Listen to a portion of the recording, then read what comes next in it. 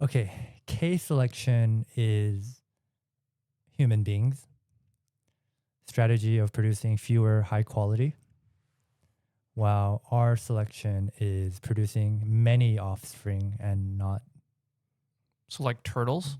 not nurturing them. So like turtles? Yeah, like turtles, like insects.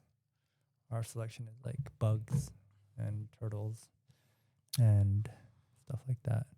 And then K selection is like humans and pandas.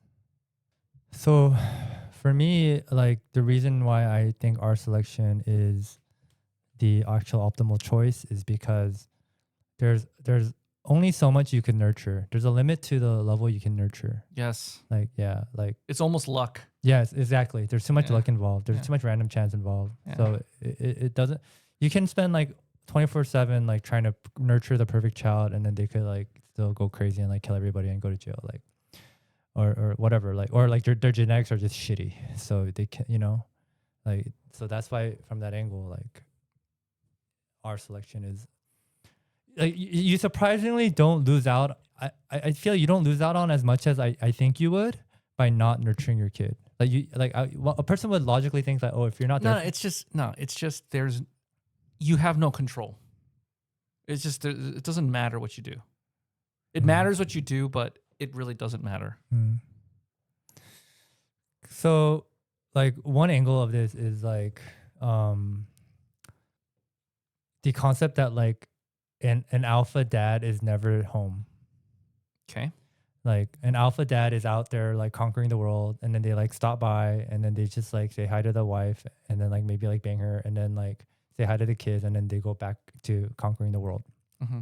And then it's like on one, and then you can think like on one hand like, oh, that's like a bad father because the father should be there for the kids and like make sure they're good every day and like be home, right? Just the the spiritual aspect of like the dad should be home every night, and that the family unit should be together every night, which does have certainly has a lot of credence, I think.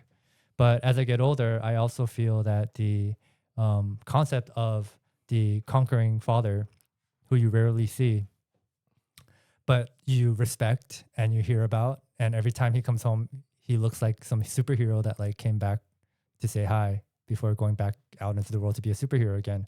I think that also I think that also certainly works.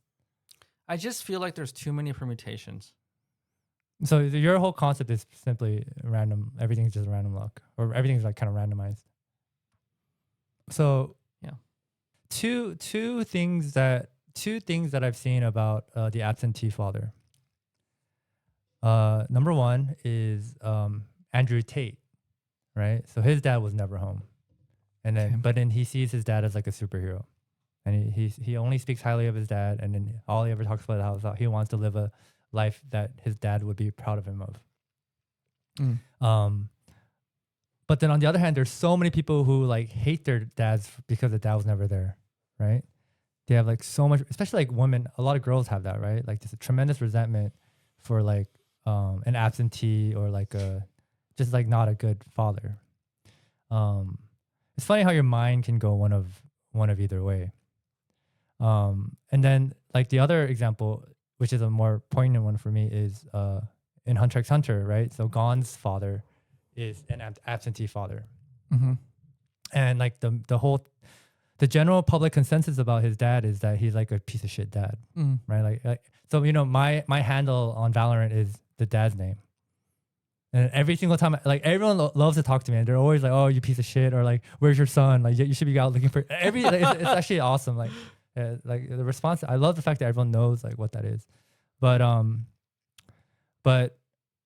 Gon has zero resentment towards his dad. And then when people in the manga call the dad out, like, you're a shitty father, his response is like, no, my son is the shit, so it's fine. Like, he's my son, so I don't worry about that because he's my son and I know I'm the shit, so of course my son's gonna be the shit too, and he's gonna still be the shit. Like, he doesn't need me. And I'm very strongly aligned with that. It's like the dad has faith in who he is and his genetics and what he knows and what like he he knows himself, and therefore he knows that his son will be fine, even if he's never there. So then, a couple things.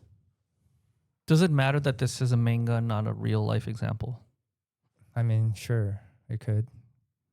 I'm not saying that to discount it. Because it sounds like if the consensus of the archetype of that dad is that he's a bad father. So you're in the minority to think he's a Yeah, I'm definitely in the minority. Like, but I think, but okay. Well, then what about the intent of the author? You think the author? Why did the author write it that way? Like, what archetype, or is he saying that to not do this or do this? yeah. So I actually do think the author is with the general public side. The author is saying, yeah, there's like this awesome guy, but he's kind of a shitty father. Yeah. But then here's like let me zoom out, like let me macrofy this concept. Mm-hmm. So like we already established R versus K, or like the resentment versus looking up to him as a hero, all this stuff, right? So effectively everything just comes down to like how you choose to view the situation. Okay. So that I think is and then how you choose to view the situation is the same thing as I am taking ownership and responsibility of my life. Sure. Of my happiness, my Yeah, light, my resentment. Yeah. Yeah. And that's like that's everything. That's literally everything in life, I think. Everything can be spun into if something horrific happens to you, are you able to thank God for it? Yeah, and rise above or whatever. Like, thank you for this happening to me. Now I can be motivated. Now I can feel more energy and power to like overcome this. Now I have a goal. Like there's, everything's just about like flipping everything, I feel.